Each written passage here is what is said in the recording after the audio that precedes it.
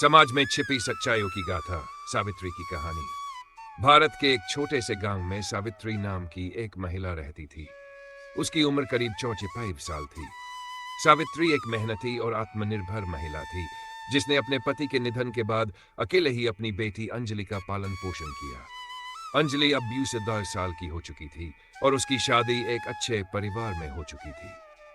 उसका पति एक मल्टीनेशनल कंपनी में काम करता था और अक्सर नौकरी के सिलसिले में दूसरे शहरों में रहता था। एक दिन गर्मियों की छुट्टियों में अंजलि अपने पति के साथ अपनी मां सावित्री के घर आई। सावित्री अपनी बेटी और दामाद को देखकर बहुत खुश हुई। उसने घर की साफ सफाई की, उनके लिए स्वादिष्ट भोजन बनाया और उनकी हर जरूरत का ख्याल रखा।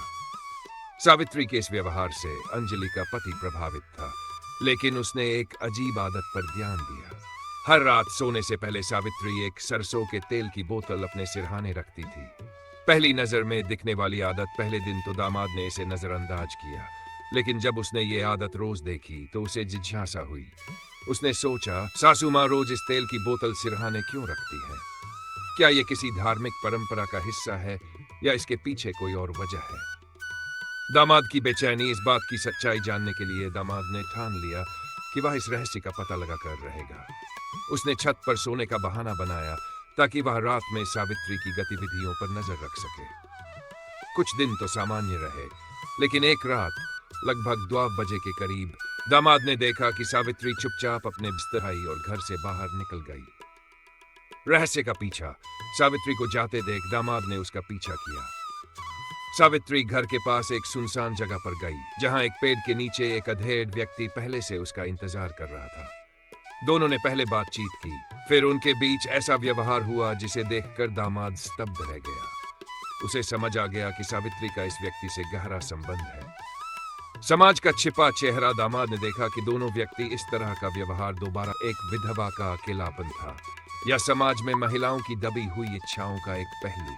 सावित्री की सफाई। अगले दिन दामाद ने सावित्री का सामना किया और पूछा, सासू माँ, आप हर रात इस तेल की बोतल लेकर कहाँ जाती हैं? सावित्री का चेहरा सफेद पड़ गया। उसने कहा, बेटा, ये बात किसी से मत कहना। मैं बहुत समय से अकेली हूं। इस व्यक्ति ने मेरे मुश्किल समय में मेरा साथ दिया है। मैं अपनी इच्छाओं को दबाकर नहीं रख पाई और यही वजह है कि मैं उससे मिलती हूं। सावित्री ने आगे बताया कि तेल की बोतल इसलिए साथ ले जाती थी क्योंकि वह व्यक्ति इसे एक माध्यम के रूप में उपयोग करता था। यह सुनकर दामाद का गुस्सा फूट पड़ा। उसने सावित्री से कहा, आपको अपनी इच्छाओं का ख्याल है, लेकिन समाज में आपकी इज्जत का क्या होगा? अगर यह बात बाहर निकली तो क्या होगा? सच्चाई और समाज की जकन। सावित्री ने शांत स्वर में कहा, बेटा, मैं समझती हूं कि समाज मेरे इस व्यवहार को गलत ठहराएगा, लेकिन यह समाज मेरे अकेलेपन और मेरी इच्छाओं चेगा। एक विधवा को समाज केवल एक त्याग और तपस्या के प्रतीक के रूप में देखता है। मेरी भी इच्छाएं हैं, मेरी भी जरूरतें हैं। क्या मैं इंसान नहीं हूं? दामाद इस बात को लेकर उलझन में था। वह समझ नहीं पा रहा था कि इसे सही माने या गलत। सावित्री की बातों ने उसे झकझोर कर रख दिया। समाज की सच्चाई। ये घटना समाज के उस चेहरे को उजागर करती है जिसे अक्सर नजरअंदाज कर दिया जाता है। विधवा महिलाओं को समाज में त्याग की प्रतिमूर्ति माना जाता है, लेकिन उनकी भावनाओं और इच्छाओं को नजरअंदाज किया जाता है। सावित्री का जीवन यह बताता है कि समाज ने विधवाओं के लिए जो नियम बनाए हैं, वे केवल उनकी जिंदगी को और कठिन बना देते हैं। दामाद की सीख। अंत में दामाद ने यह बात किसी को नहीं बताने का फैसला किया। उसने महसूस किया कि समाज में बदलाव लाना जरूरी है।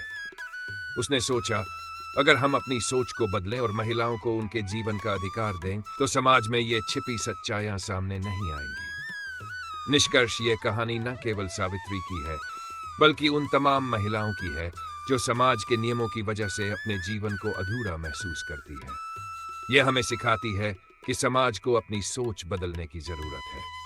रिश्तों में पारदर्शिता और भावनाओं की कद्र होनी चाहिए। जब तक समाज महिलाओं की इच्छाओं और उनकी जिंदगी को पूरी तरह से स्वीकार नहीं करेगा, तब तक ऐसी कहानियां बार बार सामने आती रहेंगी।